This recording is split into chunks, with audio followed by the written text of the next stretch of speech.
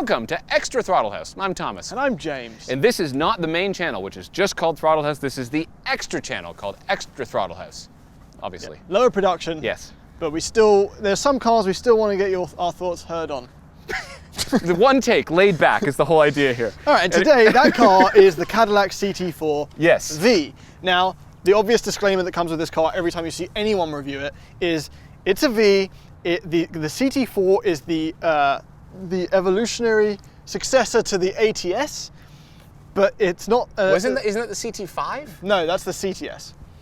Oh, for right. God's So sake. this is the CT4V. Yes. And so it's not the successor to the ATS-V. No, but that's different. This is the mid-trim. This is like an M340i. Right. S4. There's a Blackwing coming. There's a Blackwing coming. Of course, Blackwing. So that's all you need to know. Yes. Actually, first, no, we'll get to that in a second. Okay. The engine, therefore, yes, is lesser. Like the ATS-V had a really aggressive 6.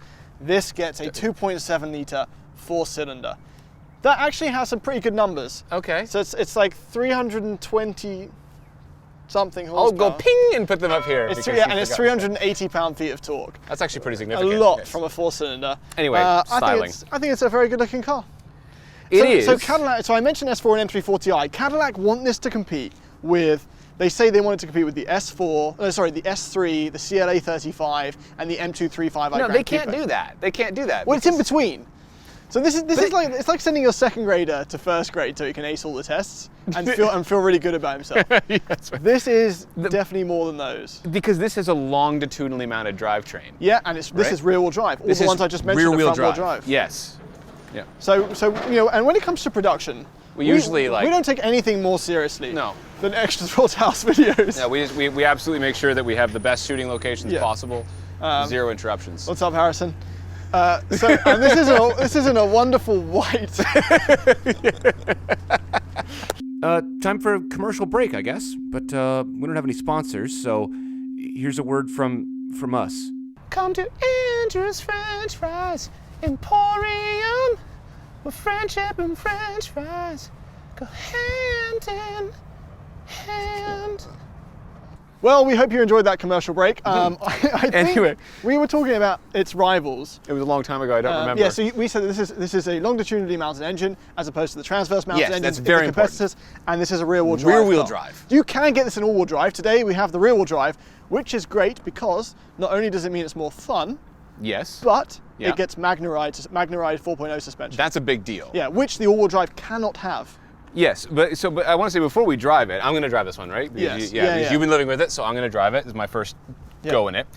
It's important to know that the all-wheel drive, you can get this in all-wheel drive, right? Yes, yes. But that all-wheel drive is not the same as its so-called competitors. It has a huge leg up for being properly rear-wheel drive based, right? But this is not cheap. My expectations are high. This is today. This is optioned to $59.5 grand. Whoa! So and that includes things like these wheels. These 19-inch black wheels are $3 grand. To have the colored, No, they're really? Yeah, to have the colored brake calipers in red, it's like $680. Well, that's worth it, obviously. Yeah, well, it makes the white pop. Yeah.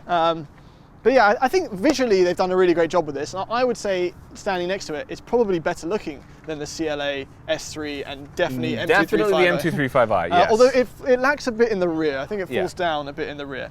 Can I drive it? Yeah, let's drive it. Okay. All right, here we go.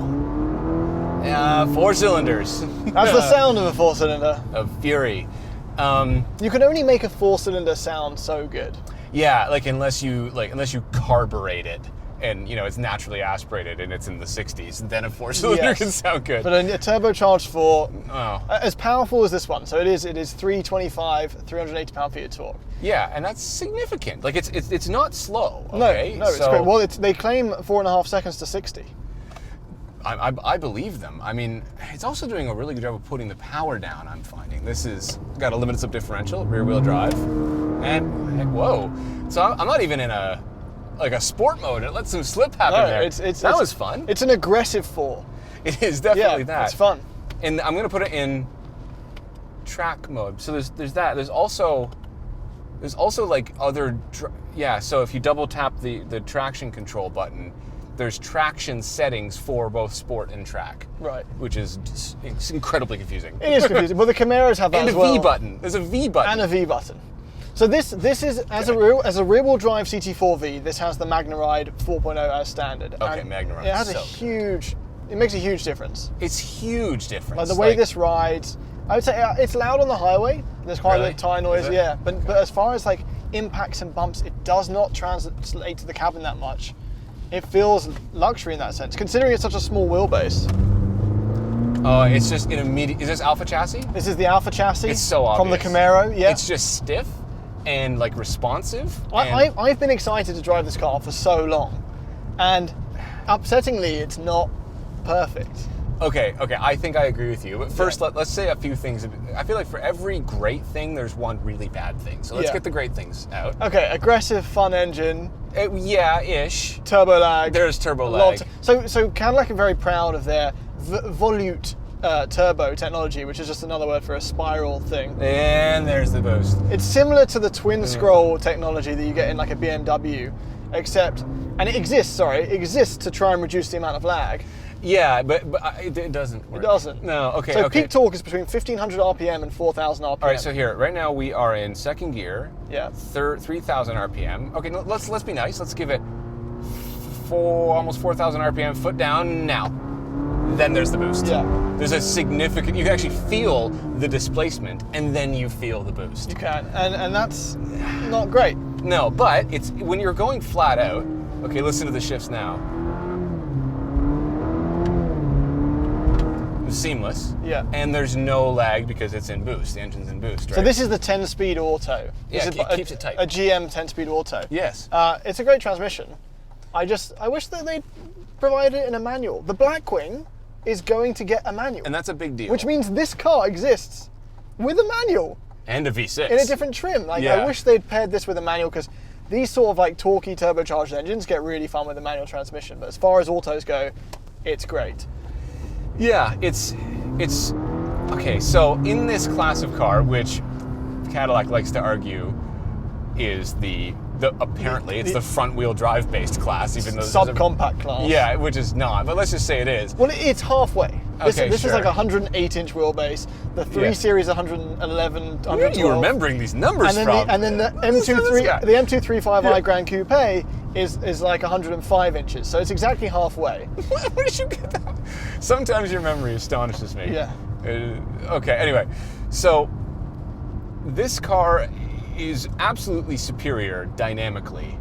Absolutely superior dynamically to CLA the 35, the S3, M235i. yeah. I mean, like, Well, that's the thing. everything is superior as far dynamically as, to the M235i. as far as power numbers go and 0 to 60s go, it Yeah. is similar to those cars. And we did a video with all 3 cars. It was actually one of our first videos coming out of the first lockdown. So if we look a bit Oh, crazy, we are. We were, yeah. 100%, yeah. But when you jump to the Blackwing, we figured out that the Blackwing version of this has 1 horsepower less than the new M3, the manual M3.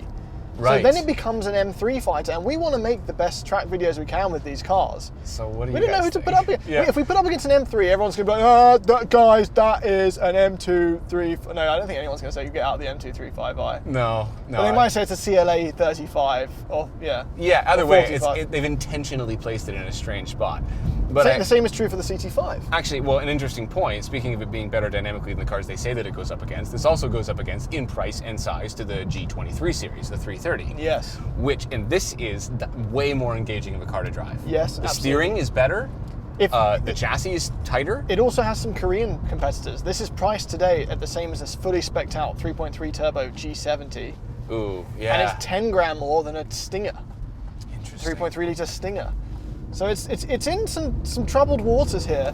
It certainly is. I think, though, if you care about driving, Yeah. just driving, and going around corners specifically, out of all the cars, this is, I think, one of the best. It's honestly one of the best kind of sports Yeah. sedans on sale right now. And there is a V nature to it, you know, from the floor-mounted acceleration pedal to the way that the brake feel is.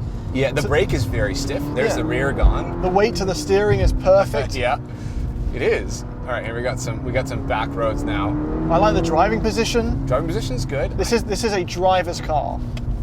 It's just not quite in the engine and the transmission.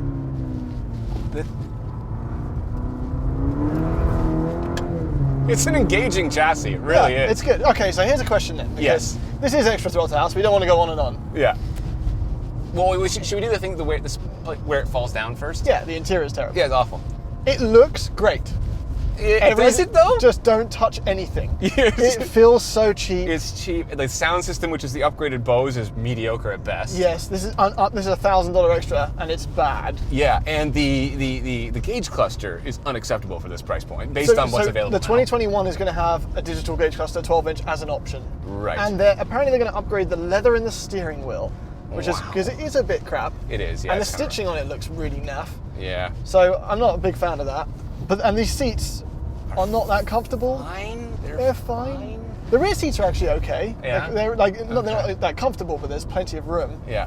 Infotainment is completely usable, but it's nothing special. It's also very small. Right, and again, we wouldn't complain about that if it wasn't for the fact that it costs 60 grand. It's $60,000. I said to Thomas earlier, I think someone pulling away from a dealership in a CLA 35 from the driver's seat is going to feel, until they put their foot on the pedal or turn a corner, it's going to feel like they got more for their money. Yes.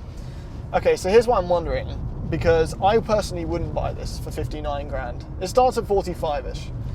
And Okay. all-wheel drive's like 48, Okay. maybe.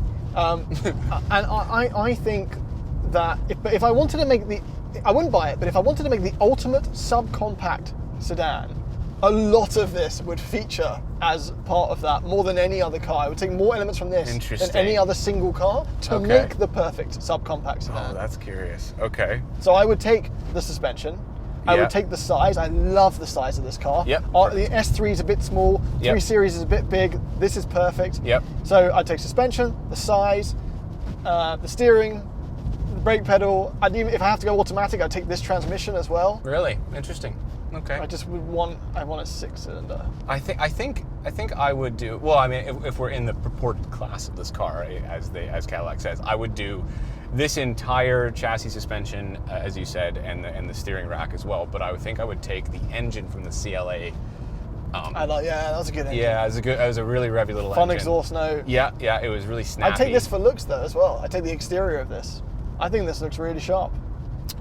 Interesting. I think this is okay. I think the CT5 looks superior, but Yeah. I think Obviously, the M235i Grand Coupe is perfect in every way, and that would, I'd pay hundreds of thousands for that. yeah. Is there anything you'd take from that car? Oh dear. Probably not. There's so many jokes running through my head right now. I can't Try even not land to. Try not to. I'm trying to land on one. No, I literally wouldn't take a single thing from that car. Oh my god.